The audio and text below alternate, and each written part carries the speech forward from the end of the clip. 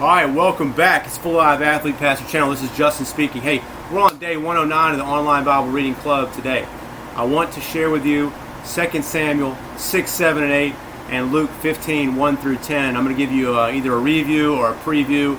The reading plan is listed below in the description underneath the video, so go and check it for day 109.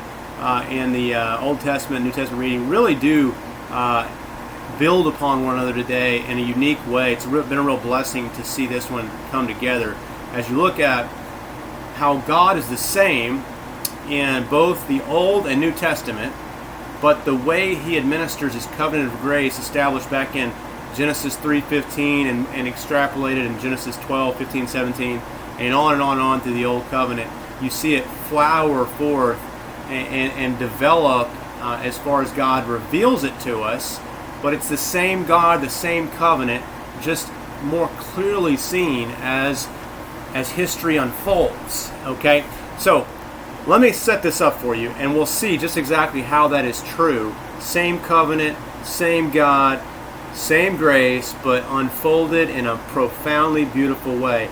Let's talk about God dealing with lost things and lost people. Well, no one is worthy to be in God's presence. Let's start there. When we're talking about relationship with God, none of us deserve this. If we got what we deserve, we would be instantly just slaughtered, because we are sinners and God is a holy God. Now, let's see that illustrated in the first chapter. As we look at 2 Samuel 6, what's going on contextually is David has now fully taken the throne. He was the anointed one, the least of all. He was the son not invited to the king anointing party when Samuel went to Jesse's household and said, where's the one, the promised one, who's going to take over for Saul? Well, Jesse didn't even invite his youngest son. He was out tending the sheep. You go look at 1 Samuel 16. So this has been building, and now we're in 2 Samuel 6, and David is finally, after, almost 20 chapters here, finally is the king. And what's the first duty as the king after God's own heart? Well, consider, if you will, the land of Israel has lost the Ark of the Covenant. The Philistines stole it a while back, and it's been on the edge of Israel's territory because the Philistines didn't want it. It started cursing them and wrecking their lives. And so, but no one's thought to bring it home all the way. And so David, the first thing he's going to do is bring it home. And so, there were very crucial step-by-step instructions on how to transport this thing. They had poles and their hooks for the poles, or holes for those to go in and insert so that you don't touch the thing because it's the holy Ark of the Covenant. Well, they didn't have the poles, so they just decided, we're going to engineer this to ride on a cart pulled by a beast, a donkey, right?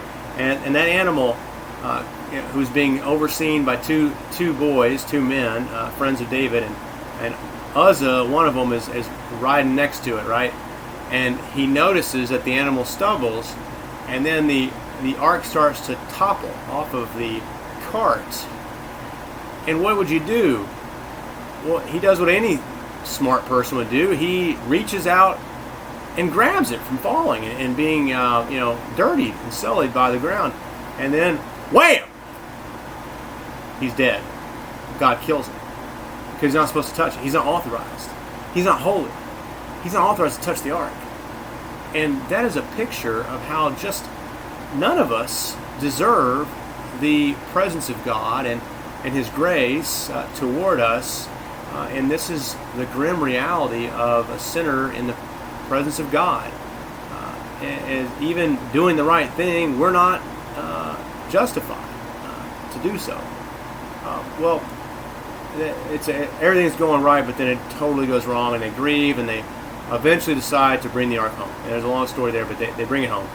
And David, when the ark returns finally, worship is restored. They couldn't worship. They had to. The ark was there. It housed the law of God. It was a box. It's God's visible manifestation of His presence and rule among the people. It's His footstool. It represents that He is with His people and He's the King of the people. Well, that hasn't been there. and they haven't been able to do the sacrifices where they sprinkle the mercy seat and represent the atonement for their sins. And so they are not worshipers. Can you imagine being a worshiper who never worships? And that's what they've lived in. David rejoices that finally they can reinstitute the worship and demonstrate God's grace over and over again. Okay, now, he dances.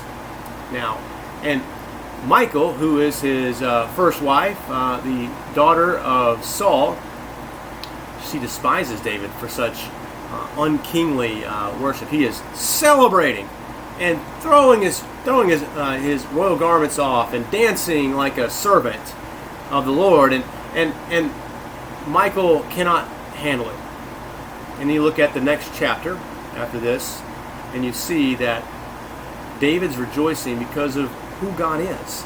Look at how God deals mercifully and graciously with David. David, he says, through this prophet, now the ark is back. The prophet hears from the Lord and tells David, my steadfast love will not depart from David, as I took it from Saul, whom I put away before you. He says in verse 17 of chapter 7, and your house and your kingdom shall be made forever before me. They shall be made sure forever before me. Your throne shall be established forever. In accordance with these words, Nathan then spoke to David and told him. And David was astonished. And he says, who am I, O Lord? And what is my house that you've brought me thus far? He is humbled. He sees the mercy of God in picking him and choosing him and deciding to stay with him forever and abide with his house. And ultimately, the house of David will be blessed and reign forevermore through the Son of David, Christ. Christ is the true one who will not see corruption. He will be crucified, yet resurrected, and he will reign, he will ascend, and all nations will be drawn to him. All kings will bow to him. He will be the one who finally reconciles all the peoples of God from all the nations to their God and dwell with them forevermore. And there will be no temple in that day. Look at the end of Revelation. There will be no mediation, but God will dwell in the midst of his people. And that's what's represented here. And that's beautiful. And he says here, you went out to get me. You went to find my ark. Well, here's what I'm going to do. I'm going to establish a house for you, this household. And I'm going to rejoice in you. And you're going to rejoice in me. Now, same God, same covenant, same grace, same Christ. Move to the new covenant. Move to Luke 10. Luke 15, 1 through 10. The two parables are there, the lost sheep and the lost coin. And as you look at it, these two parables represent, parables have usually one point. And the point here is, consider the rejoicing in heaven over just one sinner that repents, one sinner that's reconciled and restored, that was lost and now found. Consider the rejoicing in God in such a thing. So we go out to find the ark, David does in the New Covenant. When you wanted to worship God, you had to go to Jerusalem. But here's the thing. Jesus is sending apostles and then ultimately churches to the ends of the earth to bring in the lost. And he rejoices in this, the reconciliation of himself with sinners. This is his joy. He dances triumphantly as David danced triumphantly at the return of the ark. He dances triumphantly. He rejoices, and the angels in the heavens rejoice at the return of a lost, ungodly, unworthy, fit to be struck down sinner. Like an Uzzah, like a David, like a me. This is the gospel. And there is nothing greater that you will hear today. If you like it, go ahead and like the video, subscribe, turn on notifications, share it, comment, ask questions. I hope it's helpful. We're going to continue to knock down the 2 Samuel book and Luke as we go through the Bible and read through it together, hoping to give you tools as you study to know the Lord and to know his word. All right, with that said, peace, God bless. We'll see you on day 110. Peace.